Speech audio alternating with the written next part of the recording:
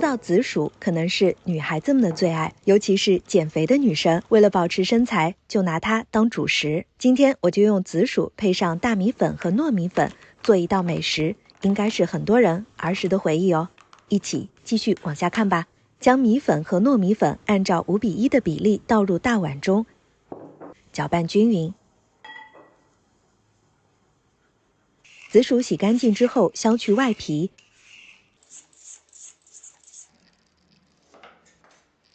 再切成薄片儿。将切好的紫薯放入盘子里，上锅蒸制。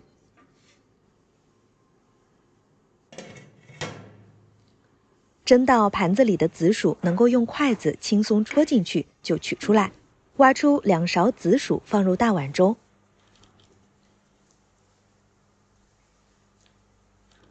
挤入一点炼乳，拌匀。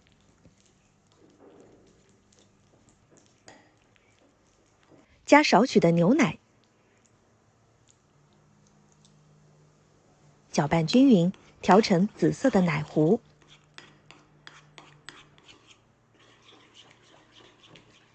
将奶糊一点点地倒入米粉碗中，然后再用手搓制。这一步很重要哦，揉出的面粉不能结块的。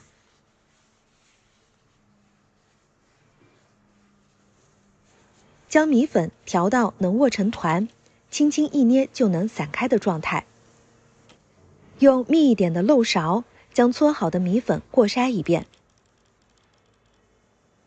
可以看到明显的颗粒状粉团是被筛出来了。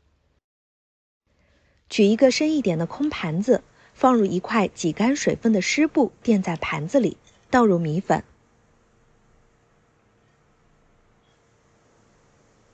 用勺子竖着将米粉划一划，注意不要压制，要保持米粉的松散。把剩下来的紫薯捣碎。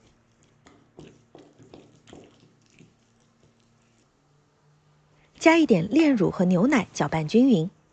这个呢，不用加太多牛奶，一点点就好。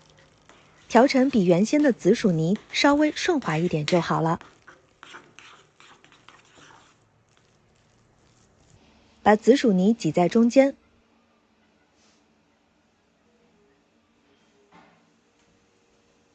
做这个的时候啊，其实还蛮有乐趣的。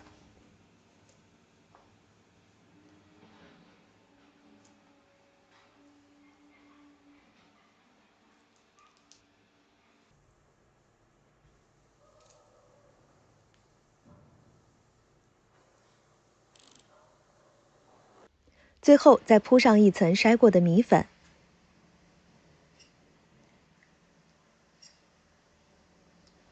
先用勺子划一划，再用筷子给它抹平。